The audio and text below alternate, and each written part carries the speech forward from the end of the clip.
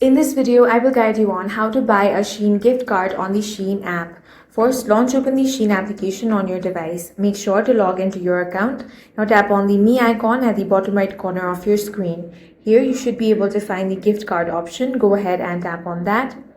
Now you're going to find different gift cards. You have the bestseller section. Go ahead and find the gift card that you want to purchase. Then tap on that.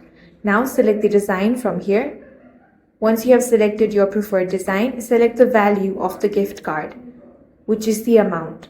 Once you have selected it, here enter the email address that you want to send this to. Then enter your own address on the form section.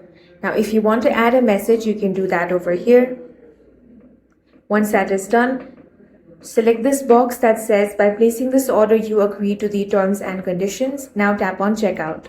Now select your payment method over here, then tap on continue.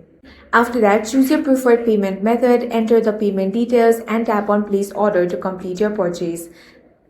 After your order is processed, the gift card may take 1 to 7 business days to be verified and delivered. That's all for this video. If you found it useful, make sure to hit the like button and subscribe for more videos like this.